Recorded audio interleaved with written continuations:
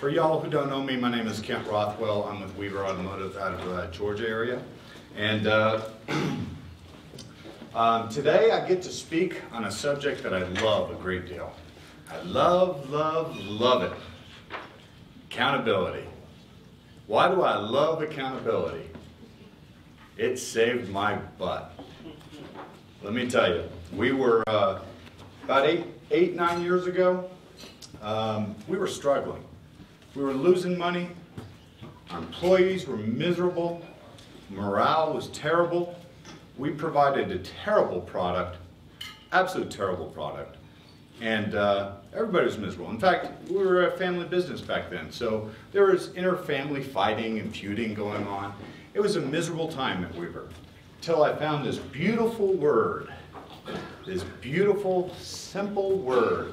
And it sounds simple, accountability. And to a certain degree it is simple. But in order to really cover accountability, I would probably need about 12 of these sessions. So I don't really have that much time to really go into it in-depthly. So what I'm going to do is I'm just going to throw 7 or 8 different concepts out, different things that I have done within my organization that really helped us to get our hands around accountability. And some of them might not pertain to you. Hopefully you can take away 2 or 3 great ideas from this presentation and really make them work in your own organization. Now, I also have to say that I'm just going to hit the high points real quick, 7 or 8, but by the end of the presentation, and in fact if you haven't, there's pamphlets at the end of the counter back there, and there's a resource page at the very end, and you guys, there's some books that you can go to that I recommend that are some of the same places that I got this information from. So I would recommend that you guys go use those resources based on what you might have found. Now also, I'm just going to talk about a little bit about my history, about Weaver, where we're at.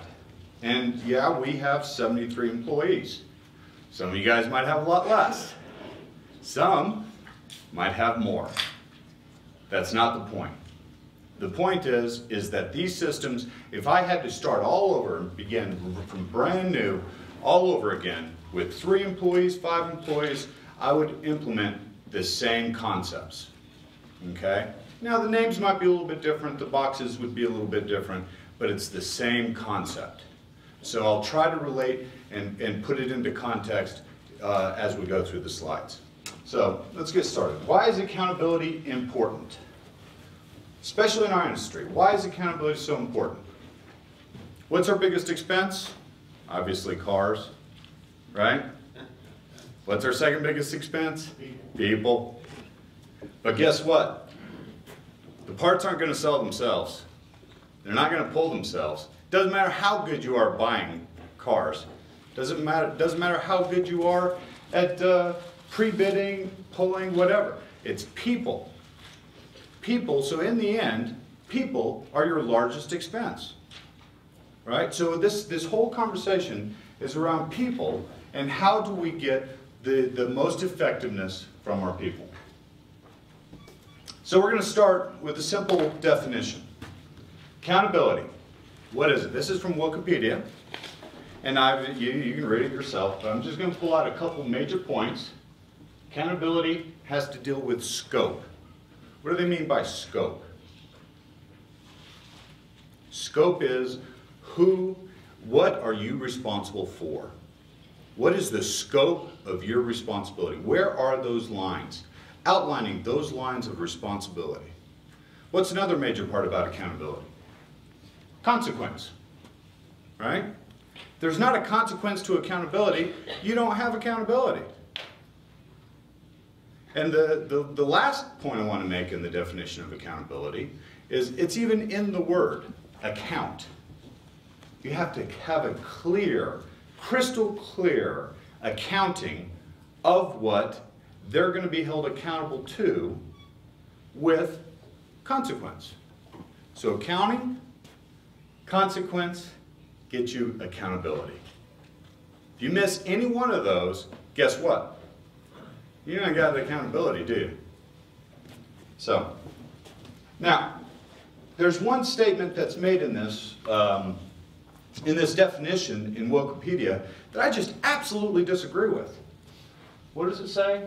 That one sentence. Actions and decisions to justify them and to suffer punishment in the case of eventual misconduct. Is consequence all about punishment? Why are people so scared of consequence? What is consequence? It can be positive or it can be negative. In fact, I would argue that if you have an organization where most of what your consequence is just negative, you're probably not performing very well, are you? In fact, employees will respond twice as well to a positive consequence to a negative consequence. Does that sound about right to you guys? Okay, so it's not negative, it's not misconduct that this is about. And I hope you didn't come to this presentation thinking you're going to learn how to beat up your people. That's not what this is about. This is about how to give positive, and yes, at times, negative consequence to something that you've held them to account to. All right. According to the Media Research Inc., 60% of all employees' time is discretionary. They actually did a study. They went out and studied how much time people have on the job. 60% is discretionary. What does that mean? 60% is discretionary. What does the word discretionary mean? They get to choose. Maybe not goofing off. They get to choose what they get to do. Right? Now, do you think they're going to make always the right choice on what work they're going to fulfill? How much discretionary work do you want them to have? Probably very little, right?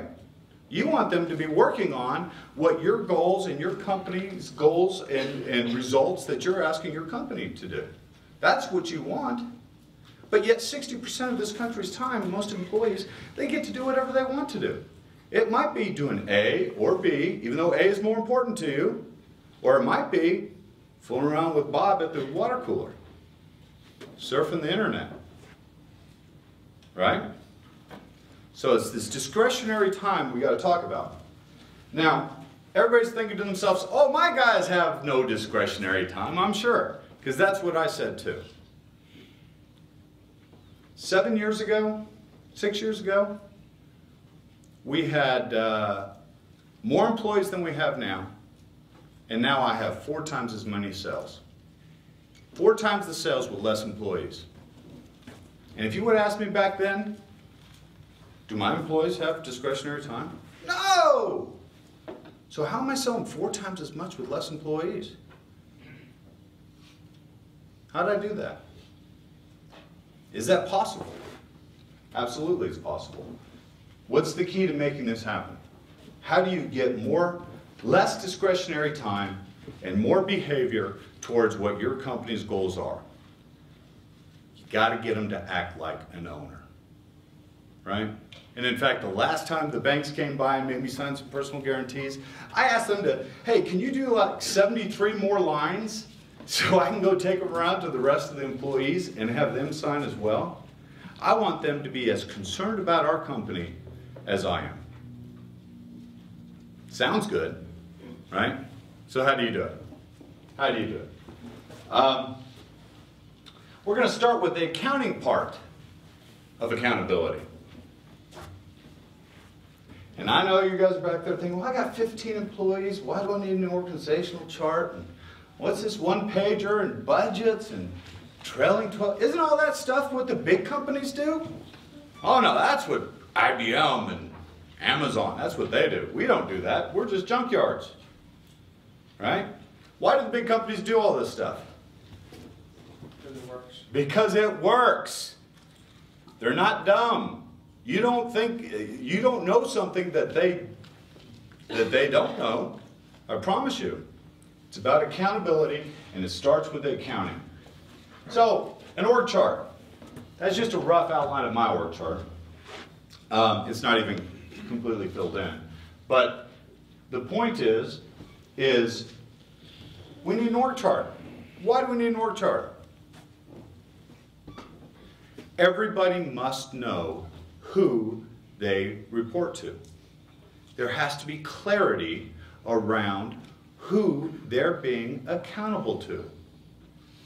It doesn't matter how you write it. You can do it in PowerPoint. You can do it on a napkin. You can do it on a whiteboard. You can have 7 names on it because that's as big as your company is. But everybody has to know who to report to, who that one name is. Why that one name? I jokingly say this. Confucius once said, "A man with many bosses have no bosses." Now, it wasn't Confucius, but I can't remember who actually said that, but I always attribute it to Confucius. So what does that mean? If you got multiple people that this guy's got to report to, guess what happens? You lose clarity, and that's when discretionary time sneaks its ugly head in. Oh no, but we got clear lines. They know they report to me, right? But what about when Dad? I know he's semi-retired, but he comes in from time to time. Even though that employer works for me, Dad comes in and does what? Tells him what to do. No, you need to do it this way. As soon as Dad does that, what happens? The very second that one word out of his mouth, "Oh, you're doing that wrong. You need to do it this way." Now that gives the employee what? "Well, he told me this, and he told me that. It's not my fault. Oh, I guess I get to go to the water cooler." Right? Is anybody disagreeing with this? It's got to be clear lines. And by the way, we will talk about how to deal with Dad towards the end. All right? All right. You need a one-page that kind of says it all. That includes some of the P&L, some of the income statement, and yes, parts of the balance sheet that are important, like cash and inventory. What they teach fighter pilots is hugely important to business. It's the same thing we need to be teaching our employees, is the OODA loop. If all the other stuff isn't working that we've talked about, and you're still not getting performance, guess what? You got the wrong people on the bus.